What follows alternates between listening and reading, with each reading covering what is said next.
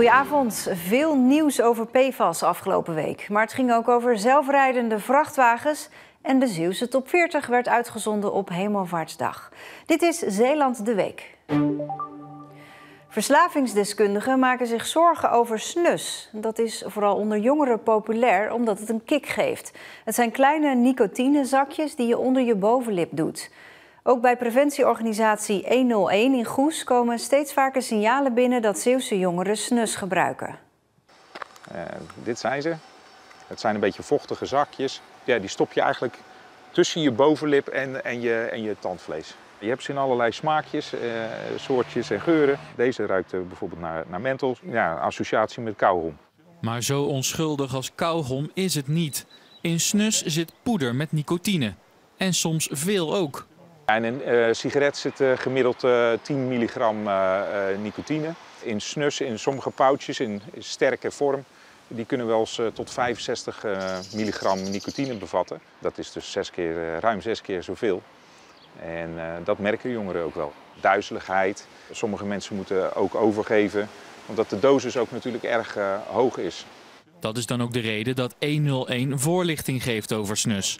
Want de populariteit neemt toe. Wij horen het steeds vaker. Veelal van, nou, ik heb ervan gehoord of een vriend van me doet het.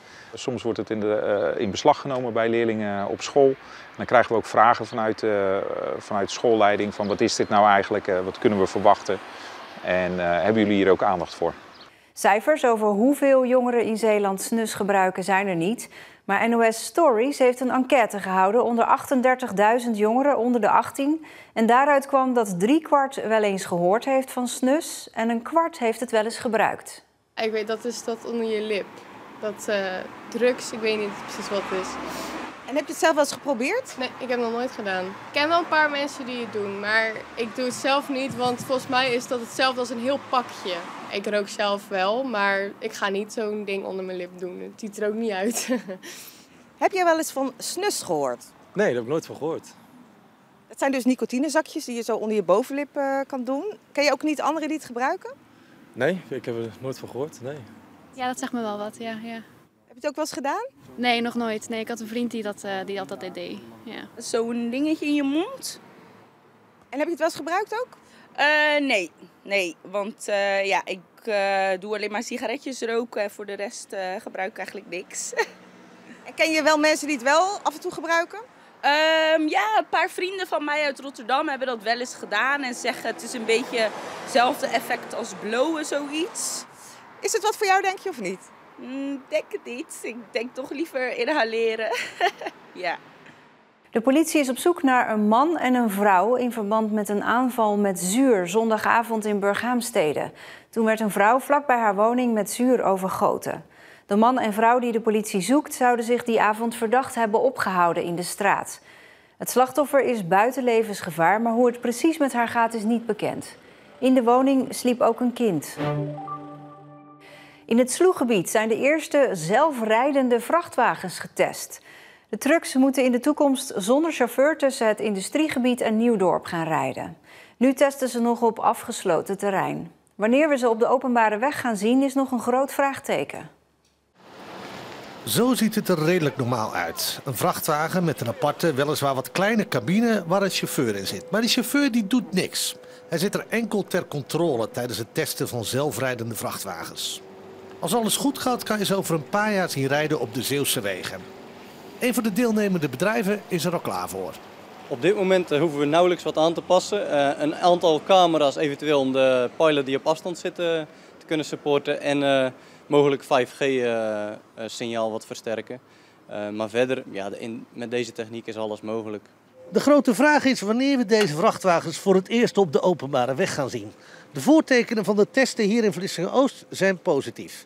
En dat komt goed uit, want de Nederlandse overheid wil van Zeeland een soort proeftuin maken voor autonoom rijden. We hebben hier geen universiteit, dus de echte kennis op het gebied van ontwikkeling van dit soort voertuigen zit niet hier. Die halen we van buitenaf, maar we hebben wel de ruimte. Wat is nu mooier dan die ruimte gebruiken om dit soort testen te kunnen doen? Het is de bedoeling dat deze zelfrijdende vrachtwagens van dit logistiek bedrijf in Vlissingen-Oost gaan rijden naar een uienbedrijf in Nieuwdorp. Maar voor het zover is moet er nog veel gebeuren. Dit stuur bijvoorbeeld kan er uiteindelijk uit, want ja, een zelfrijdende vrachtwagen kent geen chauffeur. De vraag is natuurlijk of dat uiteindelijk banen gaat kosten. Nou, banen kosten. Er zijn zo verschrikkelijk veel mensen tekort op dit moment. Dat is echt achterhaald. Doe je 20, 30 keer op een dag hetzelfde ritje. Nou, je kan je voorstellen, dat is nou niet het meest uitdagende werk. Het is moeilijk om mensen voor te vinden. Dus als je dit straks door een geautomatiseerd voertuig, een autonoom voertuig kan laten doen, ja, dan heeft dat voordelen. Veiligheid is ook een belangrijk onderwerp. De vrachtwagens kunnen misschien wel veiliger rijden, maar hoe reageren ze op andere weggebruikers? Een normale vrachtwagen die ziet een fietser rijden, die ontwijkt, die komt op de fietser aanrijden, die gaat 1,5 meter naar links, gaat om de fietser heen en rijdt door. Een autonoom voertuig, een grote kans, gaat gewoon op zijn rem staan en blijft keurig achter de fietser rijden. Nou, als jij achter dat voertuig rijdt, is dat een reactie die je niet had verwacht. Nou, dat is ook een stuk veiligheid waar naar gekeken moet worden. De komende tijd worden nog meer testen gedaan, maar voorlopig op afgesloten terrein. Het stadhuis van Terneuzen was jarig. 50 jaar geleden ging het stadhuis in de vorm van een modern schip open. En die 50ste verjaardag werd gevierd met 50-jarigen en met echtparen die 50 jaar geleden zijn getrouwd in Terneuzen. Zoals dit echtpaar dat een hele geschiedenis heeft met het gebouw. Heel veel emotie die naar boven komt. Ja, prachtig. We hebben het vanaf het begin eigenlijk meegemaakt. Van de bouw van de kelder tot het hoogste punt. En alle sores die erbij kwam kijken. Het is heel bijzonder. En hoewel sommigen het gebouw afschuwelijk vinden, geniet dit echtpaar nog altijd van de uitstraling van het stadhuis. Gelukkig valt die op. Ik kan de mening niet delen van mensen die het echt lelijk vinden. Maar ik kan me wel voorstellen dat als je zegt van, ach, een betonnen blok. Dat hoeft van mij niet zo nodig. Dan kan ik me daar wel iets bij voorstellen. Maar als je daar een beetje doorheen kijkt, dan zie je ook dat en het materiaal wat verder gebruikt is, maar ook het licht wat het gebouw binnenlaat, dat gewoon uniek is eigenlijk. Felicitaties ook van burgemeester Erik van Merrienboer van Terneuzen voor de jubilarissen en natuurlijk ook een beetje voor het jarige stadhuis.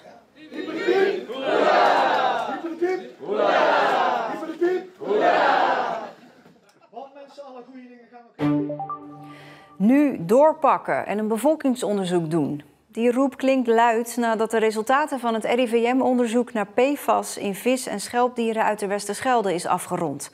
De conclusie daarvan: eet zo min mogelijk vis- en schelpdieren. Paulien van der Burg uit Paal is geschrokken van het RIVM-onderzoek. Nou, het is ook dag van verschrikkelijk.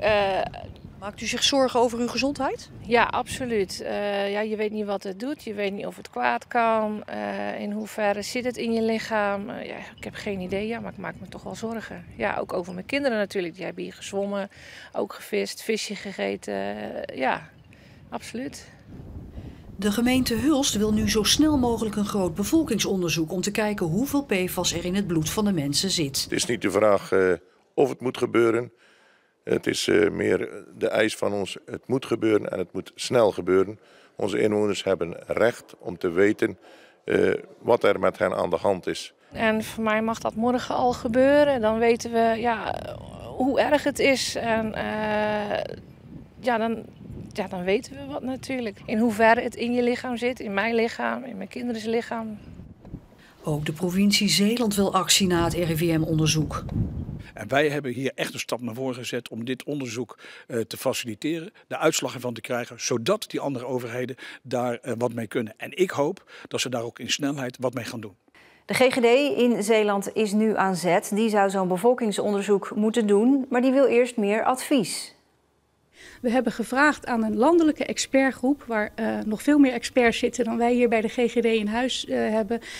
Die vragen wij om een advies van wat is het nut nu op dit moment van het bevolkingsonderzoek en welk type dan. Want het lijkt soms in de discussie dat het alleen maar gaat om bloedonderzoek, maar het is complexer dan dat. Als je alleen maar bloed meet, dan weet je is de waarde in je lichaam te hoog of niet. Maar verder weet je dan eigenlijk nog zo weinig. Dus een onderzoek is veel breder dan alleen maar bloedonderzoek. En daarom willen we ook graag dat een brede expertgroep daarover meedenkt. En die gaan dat ook doen. Connection schrapt sinds deze week meerdere busritten in de provincie. Dat komt door het hoge ziekteverzuim bij de vervoerder. Welke ritten precies uitvallen is nog niet bekend. Connection bekijkt dagelijks de stand van zaken en wat er mogelijk is. Reizigers moeten rekening houden met extra reistijd. De problemen duren tot in de zomer. Waterschap Scheldestromen trekt ten strijde tegen de muskusrat. Omdat de populatie in Zeeland na een daling de laatste jaren weer stijgt. En de ratten vormen een gevaar voor de Zeeuwse oevers en dijken. Ik zeg altijd, als ik 's ochtends op pad ga, dan hoop ik dat ik wat vang. Hè. Dus dan ga je vol verwachting de polder in. En als ik 's avonds thuis kom, ben ik blij als ik niks gevangen heb. Want ja, dat bevestigt dat ik het jaar daarvoor goed mijn werk gedaan heb. Maar Kristallijn vangt nog steeds veel muskusratten, omdat de populatie de laatste jaren stijgt. En daar moet volgens het waterschap Scheldestromen, die verantwoordelijk is voor de waterveiligheid in Zeeland, snel wat aan gebeuren. Het waterschap wil dat omdat de muskusrat een exotisch, een uitheemse soort, die voor heel veel schade zorgt in het gebied. Zowel aan de waterkeringen als aan de oevers. En ja, als waterschap hebben wij 14.000 kilometer oevers. Dus je kunt zelf wel nagaan hoeveel schade dat die muskusrat kan aandoen. Hier op de kant zie je dat is een vreetplek. Je ziet afgeknaagde rietstengels liggen, dat eet die muskusrat. En dan zie je aan het schuinen, dat is 45 graden afgevreten, dan dat is voor ons een teken van hey, hier heeft wel een muskusrat zitten eten. Om de populatie muskusratten in Zeeland in 2033 terug te brengen tot 0, is het waterschap op zoek naar extra rattenvangers. Op dit moment hebben we 15 muskusrattenbestrijders en we gaan dus naar 20. Dus dat wil zeggen dat we op een zeer korte termijn 5 extra FTE aan gaan nemen om te zorgen dat we de muskusrat kunnen bestrijden. Zodat er dus weer hopelijk in 2033 een nulsituatie gaat ontstaan. Helaas, de klemmen bleven leeg vandaag. Maar zo ziet een gevangen muskusrat er in het echt uit. Hemelvaartsdag, dat betekent de Zeeuwse Top 40. Dit is de nummer 1 van de 16e editie van de Zeeuwse Top 40. Danny Vera met Rollercoaster. Het nummer voert de lijst nu al 4 jaar aan. Here we go on this rollercoaster like we know. Wij zouden natuurlijk het liefst elk jaar een nieuwe nummer 1 hebben, want dat houdt het spannend. Maar aan de andere kant, als zo'n lied dan voor de tweede of de derde keer op 1 staat, ja, dan bewijst het wel zijn kracht. Maar dat betekent niet dat heel de lijst hetzelfde is gebleven. Er waren maar liefst 16 nieuwkomers. Daarnaast zien de presentatoren nog een andere ontwikkeling. Wat ik zelf heel leuk vond, is dat dialect overduidelijk weer in de lift zit. Want we hebben een paar jaar achter de rug dat het iets minder werd. En nu waren er ineens weer een stuk of 4 meer dan vorig jaar. Nog dit jaar moet het besluit genomen worden dat er in Borselen 2 kerncentrales bijkomen. En uiterlijk in 2024 moeten die gebouwd worden. Dat vindt de VVD in de Tweede Kamer. Er wordt door het kabinet te lang getreuzeld, vindt de partij. In het regeerakkoord staat de afspraak dat er 2 nieuwe kerncentrales bijkomen. En Borselen is de beste plek daarvoor, volgens de VVD, omdat daar al kennis en ervaring is. Al 8 jaar lang, elke week, een aantal emmers vervuilde grond bij de poort van een chemiebedrijf deponeren. Protesten tegen giftig PFAS beperken zich niet alleen tot Zeeland en België. In Dordrecht voeren inwoners ook actie tegen de PFAS-vervuiling door een chemiefabriek daar. Zaterdagochtend 10:30. Zoals elke week is de harde kern van de actiegroep present. Hier bij de poort van chemiebedrijf Chemours in Dordrecht. De actiegroep Gezondheid voor Alles protesteert tegen de PFAS-vervuiling van de chemiereus. Zo, mannen. Rotzooi uit Sliedrecht brengen we terug naar de veroorzaker van die ellende.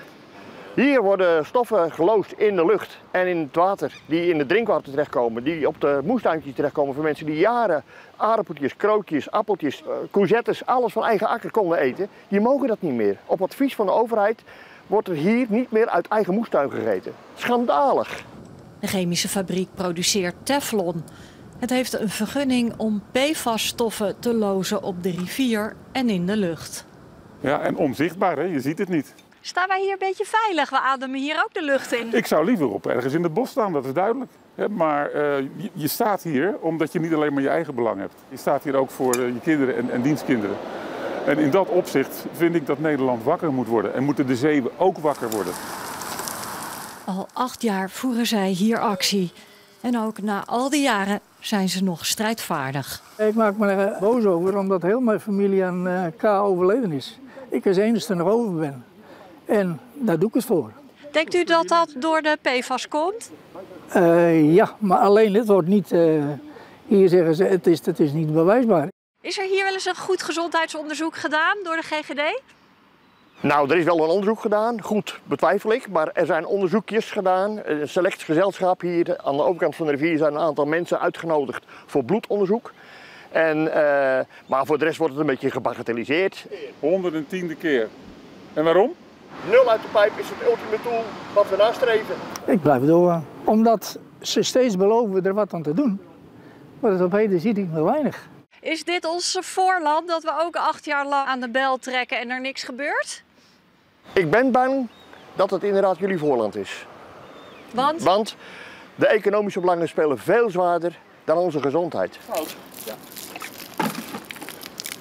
Wat adviseert u de mensen in Zeeland? En gigantisch protesteren, want hoeveel PFAS wil je nog meer op je Zeelse grond hebben? Want dat gaat dan gewoon door hoor, als je niks doet gaat het gewoon door. Dus in actie komen, bewust worden van het probleem. Bij elkaar komen en zeggen van we pikken dit niet meer. Het chemiebedrijf in Dordrecht zegt dat de heftige reacties uit de omgeving het bedrijf zeker hebben aangezet tot het aanpakken van de vervuiling. In de afgelopen jaren is daar, zegt Chemour, veel geld in gestoken en is het aantal lozingen drastisch teruggebracht. En dat was het Zeeuwse nieuws van de afgelopen week. U bent weer helemaal bij. Een fijne avond.